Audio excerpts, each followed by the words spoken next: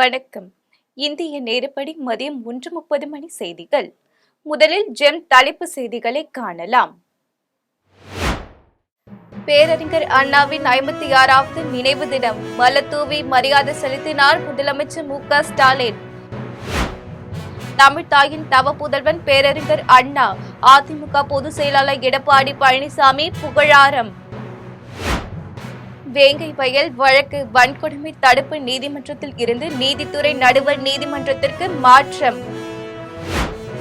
தமிழ்நாடு காலநிலை மாற்ற உச்சி மாநாடு நாளை தொடங்கி வைக்கிறார் முதலமைச்சர் மு.க.ஸ்டாலின். தமிழ்நாட்டில் தேசிய நெடுஞ்சாலைகளில் உள்ள சுங்கச்சாவடிகளின் எண்ணிக்கையை 90ஆக உயர்த்த முடிவு. மத்திய அரசு அறிவிப்பு. ஈரோடு கிழக்கு தொகுதி இடைத்தேர்தல். 3 நாட்களுக்கு டாஸ்மாக் கடைகள் மூட மாவட்ட ஆட்சியர் உத்தரவு. மீறினால் கடும் நடவடிக்கை எடுக்கப்படும் என்று எச்சரிக்கை. சட்டவிரோத குடியேற்றத்தை தடுக்கும் வகையில் அமெரிக்க போலீசார் தீவிரம். டிரம்பின் பாசிச நடவடிக்கை என கூறி லாஸ் ஏஞ்சலஸ் பகுதியில் பலர் போராட்டம். சர்வதேச செஸ் போட்டி உலக சாம்பியன் குகேஷை வீழ்த்தி பிரக்யானந்த சாம்பியன் பட்டம். இனி விரிவான செய்திகளை காணலாம். பேரறிஞர் அண்ணாவின் நினைவு நாளையொட்டி அவரது நினைவிடத்தில் முதலமைச்சர் மு.க.ஸ்டாலின் மலர்தூவி மரியாதை செலுத்தினார். மறைந்த முன்னாள் முதலமைச்சர் அண்ணாவின் 56வது நினைவு நாள் இன்று அனுசரிக்கப்படுகிறது. இந்நிலையில் திமுக தலைவரும் முதலமைச்சருமான மு.க.ஸ்டாலின் தலைமையில் திமுகவினர் அமைதி பேரணி நடைபெற்றது. அமைதி பேரணி வாலாஜா சாலையில் உள்ள அண்ணா சிலை அருகில் இருந்து புறப்பட்டு அண்ணா சதுக்கத்தை சென்றடைந்தது. இந்த பேரணியில் துணை முதலமைச்சர் உள்ளிட்ட திமுகவினர், இந்நாள் முன்னாள் அமைச்சர்கள், நாடாளுமன்ற சட்டப்பேரவை உறுப்பினர்கள், நிர்வாகிகள் அனைத்து அணியினரும் இந்த அஞ்சலி கூட்டத்தில் பங்கேற்றனர். இந்நிலையில் அண்ணா நினைவிடத்தில் மலர் வளையம் வைத்து மலர்தூவி முதலமைச்சர் மு.க.ஸ்டாலின் மரியாதை செலுத்தினார். முன்னதாக மெரினாவில் கலைஞர் கருணாநிதி நினைவிடத்திலும் முதலமைச்சர் மு.க.ஸ்டாலின் மரியாதை செய்தார். தமிழ்த்தாயின் தவ புதல்வன் பேரறிஞர் அண்ணா என்று அதிமுக பொதுச் செயலாளர் எடப்பாடி பழனிசாமி புகழாரம் சூட்டியுள்ளார். அதிமுக பொதுச் செயலாளர் எடப்பாடி பழனிசாமி பேரறிஞர் அண்ணாவின் 56வது நினைவு நாளையொட்டி சென்னை மெரினா கடற்கரையில் உள்ள அண்ணா நினைவிடத்தில் மலர் வளையம் வைத்து மலர்தூவி மரியாதை செலுத்தினார். அவருடன் கழக நிர்வாகிகள் ஏராளமான திரண்டு வந்து அஞ்சலி செலுத்தினர். இதில் முன்னாள் அமைச்சர்கள் பொன்னையன், திண்டுக்கல் சீனிவாசன், ஜெயக்குமார், நத்தம் விஸ்வநாதன் உள்ளிட்ட ஏராளமான கழக நிர்வாகிகள் பங்கேற்று அஞ்சலி செலுத்தினர். இதுகுறித்து எடப்பாடி பழனிசாமி தனது சமூக வலைப்பக்கத்தில் வெளியிட்டுள்ள பதிவில், தமிழ்நாட்டை தலைநிமிர வைத்த தமிழ்த்தாயின் தவ புதல்வர், திராவிட இயக்கத்தின் பிரதம மகன் என்றும் இயக்கத்தின் கொள்கை சுடர் பேரறிஞர் பெருந்தகை அண்ணாவின் நினைவு நாளில் அவர் தம் உயரிய கொள்கைகளை பின்பற்றி அவர் காட்டிய அறவழியில் பயணிக்க உறுதி ஏற்போம் என்று அவர் கூறியுள்ளார். வேங்கை வயல் வழக்கு வன்கொடுமை தடுப்பு நீதிமன்றத்தில் இருந்து நீதித்துறை நடுவர் நீதிமன்றத்திற்கு மாற்றம் செய்யப்பட்டுள்ளது. புதுக்கோட்டை மாவட்டம் வேங்கவயல் கிராமத்தில் பட்டியலின மக்கள் வசிக்கும் பகுதியில் உள்ள மேல்நிலை நீர்த்தேக்க தொட்டியில் மனித கழிவு கலக்கப்பட்ட சம்பவத்தில் 2 ஆண்டுகளுக்கு மேலாக குற்றவாளிகள் கண்டறியப்படாமல் இருந்தது. இந்நிலையில் சிபிசிஐடி போலீசார் தாக்கல் செய்த குற்றப்பத்திரிகையில் 3 நபர்கள் தொடர்புடையவர்கள் என்று தெரிவிக்கப்பட்டிருந்தது. இதற்கு பல்வேறு கட்சியினர் எதிர்ப்பு தெரிவித்த நிலையில் சிபிசிஐடி போலீசார் தாக்கல் செய்துள்ள குற்றப்பத்திரிகையை ரத்து செய்ய வேண்டும் என்று கோரி கனகராஜ் என்பவர் மனு தாக்கல் செய்தார். இதேபோல் சிபிசிஐடி போலீசாரால் தாக்கல் செய்யப்பட்டதில் இந்த வழக்கு பட்டியலின வன்கொடுமை தடுப்பு சட்டத்தின் கீழ் வராததால் வழக்கை நீதித்துறை நடுவர் நீதிமன்றத்திற்கு மாற்ற வேண்டும் என்று மனு மீதான விசாரணை நடந்து வந்தது. இந்நிலையில் இன்று நடந்த வழக்கு விசாரணையின் போது சிபிசிஐடி போலீசார் தாக்கல் செய்த குற்றப்பத்திரிகையை புதுக்கோட்டை வன்கொடுமை தடுப்பு நீதிமன்றம் ஏற்றுக்கொண்டது. மேலும் இந்த வழக்கு வன்கொடுமை தடுப்பு நீதிமன்றத்தில் இருந்து நீதித்துறை நடுவர் நீதிமன்றத்திற்கு மாற்றப்பட்டது. அண்ணாவின் பெயரை சொல்லக்கூட திமுகவிற்கு அருகதை கிடையாது என்று முன்னாள் அமைச்சர் ஜெயக்குமார் சாடியுள்ளார். சென்னையில் அதிமுக முன்னாள் அமைச்சர் ஜெயக்குமார் செய்தியாளர்களுக்கு பேட்டியளித்தார். அப்போது பேசிய அவர், மக்களை ஏமாற்றவும் தேர்தலுக்காகவும் திமுகவினர் அண்ணாவை பயன்படுத்துகின்றனர் எனவும், பேரறிஞர் அண்ணாவின் பெயரை சொல்லக்கூட திமுகவிற்கு அருகதை கிடையாது என்று கூறினார். மேலும் இசிஆர் விவகாரத்தில் காவல்துறை மாறி மாறி தகவல் தெரிவிக்கின்றன என்றும், திமுக அரசின் அழுத்தம் காரணமாக போலீசார் தவறான தகவல்களை கூறுவதாக தெரிவித்துள்ளார். தொடர்ந்து பேசிய அவர், தமிழக வெற்றி கழகத்தின் தலைவர் விஜய் 2 ஆண்டு குழந்தை, அவருக்கு வாழ்த்துக்கள் என்று கூறினார். ஈரோடு கிழக்கு தொகுதி இடைத்தேர்தல் பிரச்சாரம் இன்று மாலையுடன் போகிறது. ஈரோடு கிழக்கு தொகுதி இடைத்தேர்தல் திமுக சார்பில் சந்திரகுமார், நாம் தமிழர் கட்சியின் சீதாலட்சுமி உட்பட மொத்தம் 46 வேட்பாளர்கள் போட்டியில் உள்ளனர். திமுக மற்றும் நாம் தமிழர் கட்சி வேட்பாளர்கள் தீவிர பிரச்சாரத்தில் ஈடுபட்டு வருகின்றனர். திமுக சார்பில் மாவட்ட செயலாளரும் அமைச்சருமான முத்துசாமி தலைமையில் திமுகவினர் தொகுதிக்குட்பட்ட 33 வார்டுகளிலும் வீதி வீதியாக நடந்து சென்று பொதுமக்கள் சந்தித்து வாக்குகளை சேகரித்தனர். நாம் தமிழர் கட்சியின் வேட்பாளராக கட்சியின் தலைமை ஒருங்கிணைப்பாளர் சீமான் ஈரோட்டில் முகாமிட்டு பிரச்சார பொதுக்கூட்டங்களில் பேசி வருகிறார். சுயேட்சை வேட்பாளர்களும் ஆட்டோ, சரக்கு வாகனங்களில் தொகுதி முழுக்க சென்று வாக்குகள் கேட்டு வருகின்றனர். இந்த நிலையில் இன்று மாலை 6 மணியுடன் பிரச்சாரம் ஓய்கிறது. இதனைத் தொடர்ந்து வெளியூர்களில் சேர்ந்த கட்சி நிர்வாகிகள், தொண்டர்கள் வெளியேற வேண்டும் என்று தேர்தல் ஆணையம் உத்தரவிட்டுள்ளது. இதற்கான வாக்குப்பதிவு வருகிற 5ஆம் தேதி நடைபெறவுள்ளது.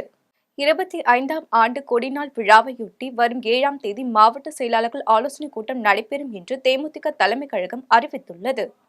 இது தொடர்பாக தேமுதிக தலைமை கழகம் வெளியிட்டுள்ள அறிக்கையில், தேசிய முற்போக்கு திராவிட கழகத்தின் மாவட்ட கழக செயலாளர்கள் ஆலோசனைக் கூட்டம் கழக பொதுச் செயலாளர் பிரேமலதா விஜயகாந்த் தலைமையில் வரும் 7ஆம் தேதி காலை 10 மணியளவில் சென்னை கோயம்பேட்டில் உள்ள தலைமை கழகத்தில் நடைபெறவுள்ளது. வருகின்ற பிப்ரவரி 12ஆம் தேதி 25வது ஆண்டு கொடிநாள் விழாவையொட்டி முக்கிய ஆலோசனை மற்றும் கழகத்தின் வளர்ச்சிக்காக பல்வேறு முக்கிய ஆலோசனைகள் நடத்தப்பட உள்ளதாகவும், அனைத்து மாவட்ட கழக செயலாளர்கள் அனைவரும் கூட்டத்தில் கலந்து கொள்ள வேண்டும் என்று அதில் தெரிவித்துள்ளது. கச்சத்தீவு அருகே மீன்பிடித்துக் கொண்டிருந்த ராமேஸ்வரம் மீனவர்கள் 10 பேரை இலங்கை கடற்படையினர் கைது செய்துள்ளனர். ராமேஸ்வரம் மண்டபம் சேர்ந்த மீனவர்கள் 10 பேர் கச்சத்தீவு அருகே மீன்பிடித்துக் கொண்டிருந்த போது எல்லை தாண்டி மீன்பிடித்ததாக கூறி இலங்கை கடற்படை கைது செய்துள்ளது. மேலும் அவர்களிடம் இருந்த ஒரு விசைப்படகையும் இலங்கை கடற்படையினர் பறிமுதல் செய்துள்ளனர். இதனையடுத்து தெற்கு மன்னார் கடற்படையில் கைதான மீனவர்கள் இலங்கையில் உள்ள மன்னார் கடற்கரை முகாமிற்கு அழைத்து சென்று இலங்கை கடற்படையினர் விசாரணை மேற்கொண்டு வருகின்றனர். மேலும் மீனவர்களை படகுடன் மன்னார் மீன்வளத்துறை அதிகாரிகளிடம் ஒப்படைக்க இருப்பதாக இலங்கை கடற்படை தகவல் தெரிவித்துள்ளது. இந்நிலையில் கைது செய்யப்பட்ட ராமேஸ்வரம் மீனவர்களை மீட்க உடனடியாக நடவடிக்கை எடுக்க வேண்டும் என்று தமிழக அரசுக்கு கோரிக்கை விடுக்கப்பட்டுள்ளது. ஈரோடு கிழக்கு தொகுதி இடைத்தேர்தலையொட்டி 3 நாட்களுக்கு டாஸ்மாக் கடைகளை மூட மாவட்ட நிர்வாகம் உத்தரவு பிறப்பித்துள்ளது.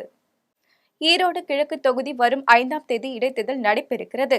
இந்நிலையில் இன்று மாலை 6 மணிக்கு பிறகு தேர்தல் பிரச்சாரம் செய்ய அனுமதி இல்லை என்றும், ஈரோட்டில் தங்கியிருக்கும் வெளியூர் கட்சி நிர்வாகிகள் இன்று மாலை 5 மணிக்குள் வெளியேற உத்தரவிடப்பட்டுள்ளது. இதனைத் தொடர்ந்து ஈரோடு கிழக்கு தொகுதி முழுவதும் 3 நிலை கண்காணிப்பு குழுவினர், 3 தேர்தல் பறக்கும் படையினர் தீவிர வாகன சோதனையில் ஈடுபட்டு வருகின்றனர். இது தவிர 12 இடங்களில் அமைக்கப்பட்டுள்ள தற்காலிக சோதனை சாவடிகளிலும் துணை ராணுவத்துடன் உள்ளூர் போலீசார் இணைந்து வாகன சோதனை ஈடுபட்டு வருகின்றனர்.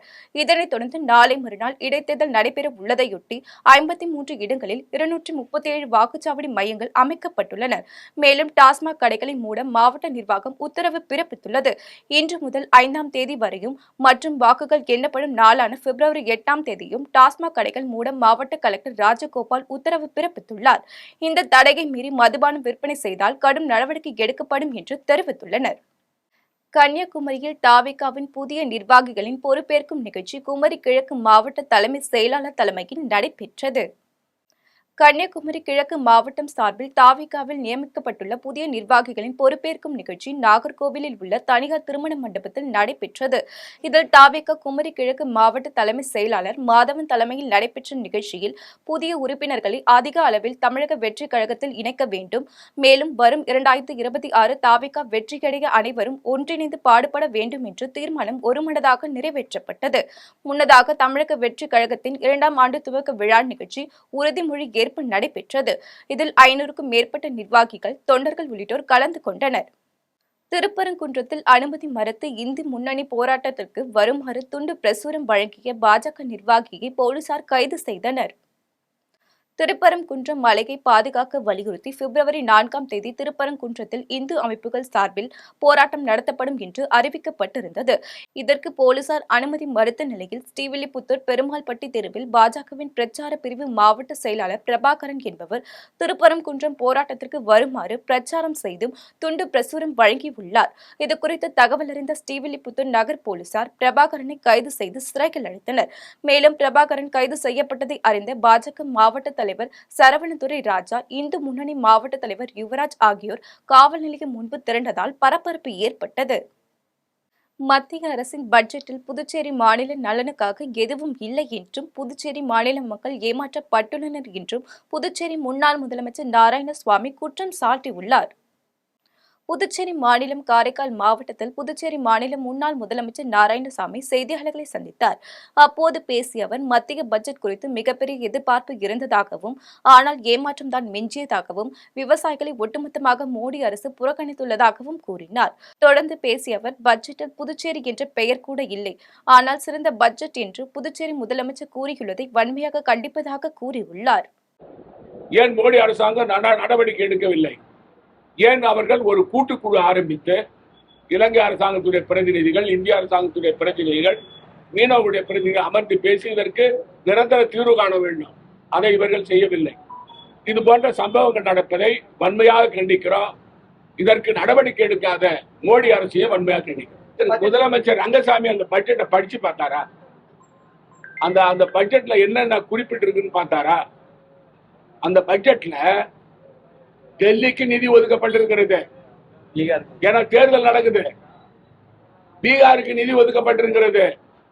அந்த தேர்தல் நடக்க போகுது. பீகாருக்கு நிறைய நிதி கொடுத்துக்கிறாங்க, டெல்லிக்கு கொடுத்துக்கிறாங்க. மொத்தம் 29 மாநிலம், 6 யூனியன் பிரதேசம் இந்த நாட்டில். தமிழ்நாடு கண்ணுக்கு தெரியலையா? கர்நாடகா தெரியலையா?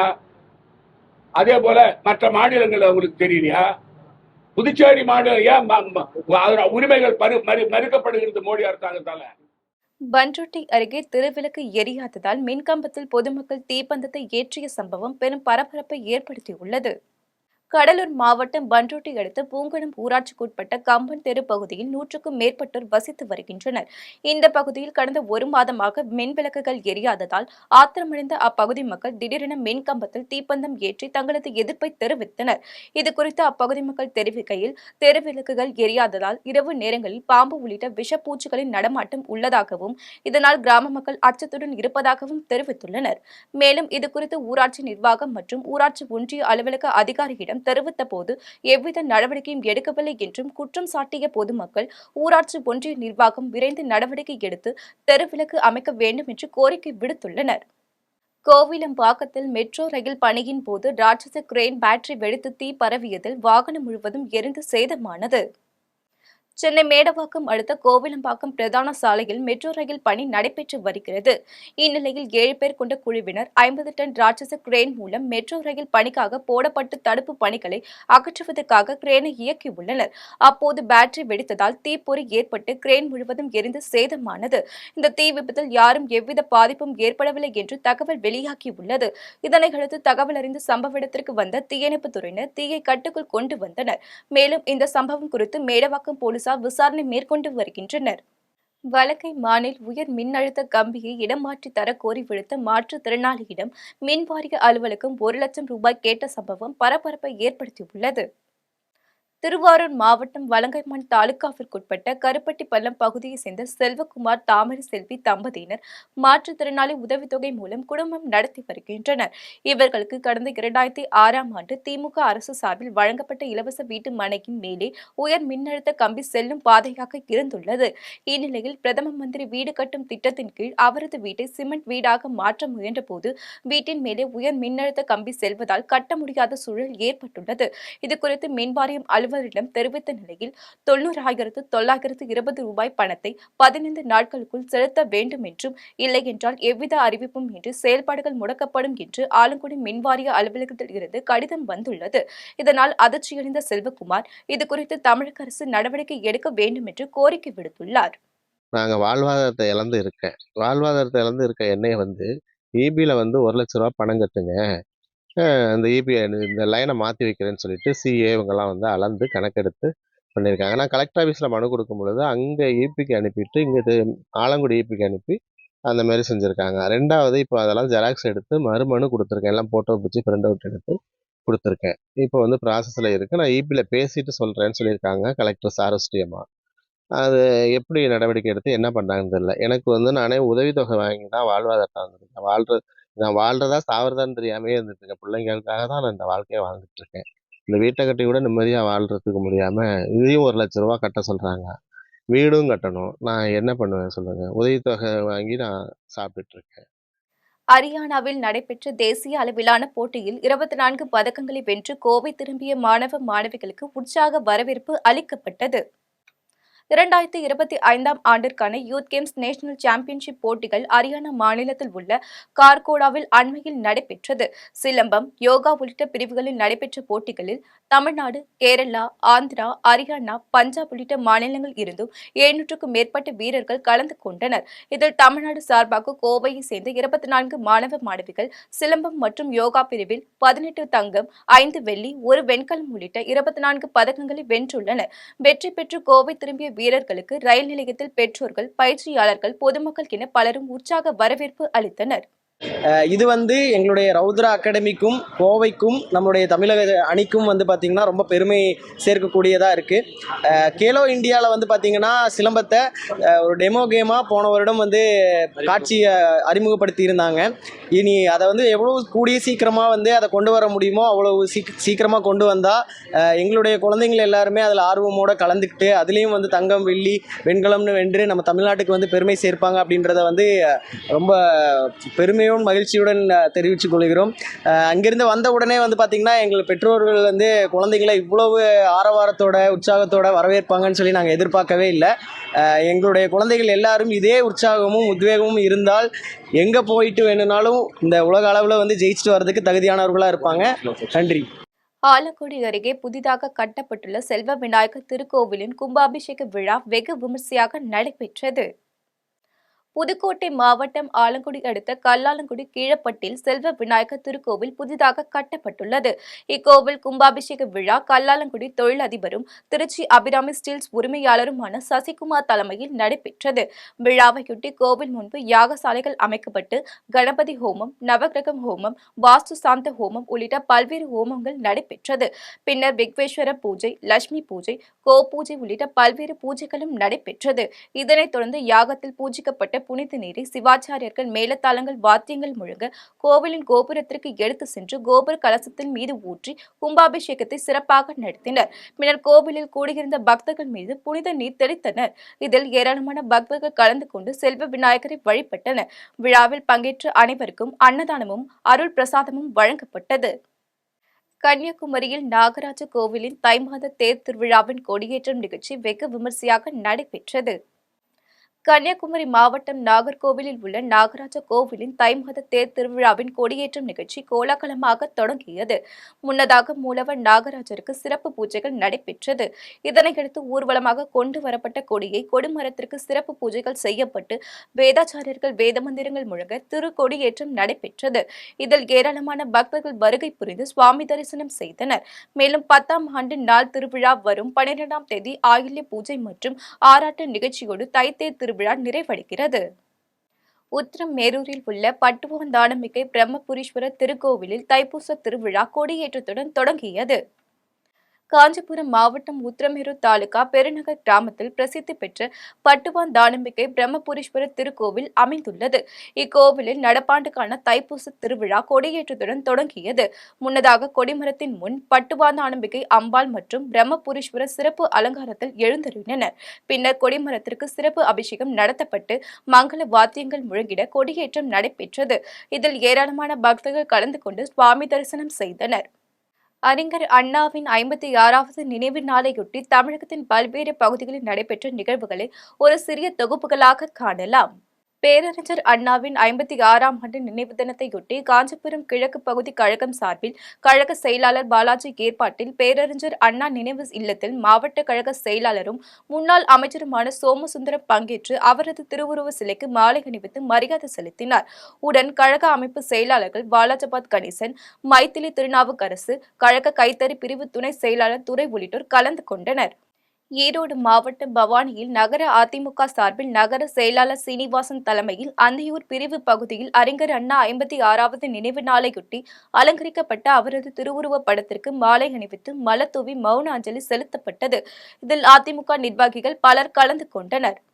அறிஞர் அண்ணாவின் 56வது நினைவு நாள் அனுசரிக்கும் விதமாக கோபிச்செட்டிப்பாளையத்தில் உள்ள அதிமுக அலுவலகத்தில் அவரது திருவுருவப் படத்திற்கு முன்னாள் அமைச்சரும் சட்டமன்ற உறுப்பினருமான KA செங்கோட்டையன் தலைமையில் மாலை அணிவித்து மரியாதை செலுத்தப்பட்டது. இந்நிகழ்ச்சியில் கோபி நகர செயலாளர் பிரியோனி கணேஷ், முன்னாள் நாடாளுமன்ற உறுப்பினர் சத்யபாமா உள்ளிட்ட கட்சி நிர்வாகிகள், தொண்டர்கள் பலரும் கலந்து கொண்டனர். பேரறிஞர் அண்ணாவின் 56வது நினைவு தினத்தை முன்னிட்டு தூத்துக்குடி வடக்கு மாவட்ட திமுக சார்பில் சமூக நலன் மற்றும் மகளிர் உரிமைத்துறை அமைச்சருமான கீதா ஜீவன் தலைமையில் அமைதி பேரணி நடைபெற்றது. இதில் அமைச்சர் கீதா ஜீவன், மேயர் ஜெகன் பெரியசாமி உள்ளிட்டோர் ஏராளமான திமுகவினர் கலந்து கொண்டு பேரணியாக சென்று பேரறிஞர் அண்ணாவின் திருவுருவ சிலைக்கு மாலை அணிவித்து மரியாதை செலுத்தினர். செங்கல்பட்டு மாவட்டம் மதுராந்தகம் பேருந்து நிலையம் அருகே பேரறிஞர் அண்ணாவின் 56வது நினைவு தினத்தை முன்னிட்டு அதிமுக சார்பில் மதுராந்தகம் நகர கழக செயலாளர் பூக்கடை சரவணன் தலைமையில் பேரறிஞர் அண்ணாவின் திருவுருவ படத்துக்கு மாலை அணிவித்து மெழுகுவர்த்தி ஏந்தி மரியாதை செலுத்தினர். நிகழ்ச்சியில் மதுராந்தகம் நகர அம்மா பேரவை செயலாளர் வழக்கறிஞர் சீனிவாசன், அவைத்தலைவர் வேணு உட்பட பலர் கலந்து கொண்டனர். இனி வருவது விளையாட்டு செய்திகள்.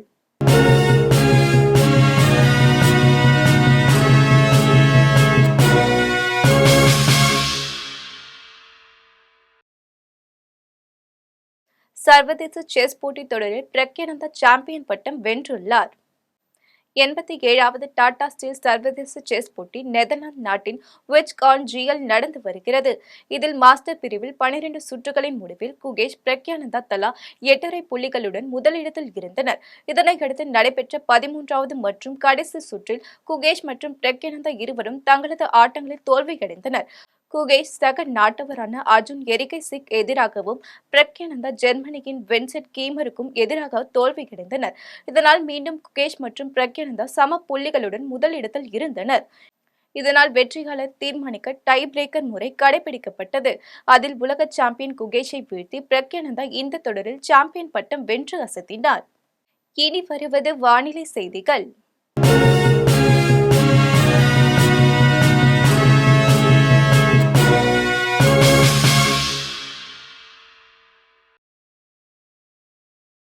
தமிழகத்தில் இன்று 5 மாவட்டங்களில் லேசான மழைக்கு வாய்ப்புள்ளதாக சென்னை வானிலை ஆய்வு மையம் தெரிவித்துள்ளது.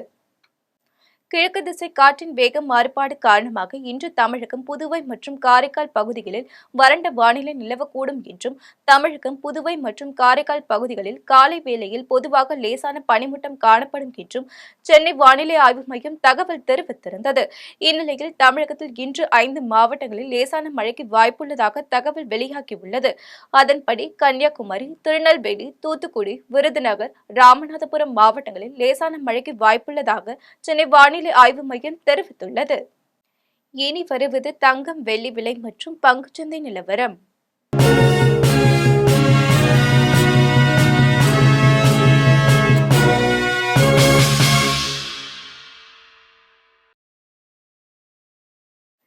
சென்னையில் இன்று ஆபரண தங்கத்தின் விலை சவரனுக்கு 61,640 ரூபாய்க்கு விற்பனை செய்யப்படுகிறது.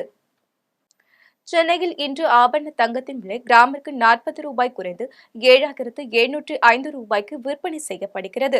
மேலும் ஒரு சவரன் 320 ரூபாய் குறைந்து 61,640 ரூபாய்க்கு விற்பனை செய்யப்படுகிறது. 24 கேரட் தூய தங்கம் ஒரு சவரன் 67,240 ரூபாய்க்கு விற்பனை செய்யப்படுகிறது. மேலும் 1 கிராம் வெள்ளி 107 ரூபாய்க்கும், 1 கிலோ வெள்ளி 1,07,000 ரூபாய்க்கும் விற்பனை செய்யப்படுகிறது. மும்பை பங்குச்சந்தை இன்று சரிவுடன் காணப்படுகிறது. மும்பை பங்குச்சந்தை குறியீட்டு எண் சென்செக்ஸ் 501 புள்ளிகள் குறைந்து 77,004 புள்ளிகளில் வணிகமாகிறது.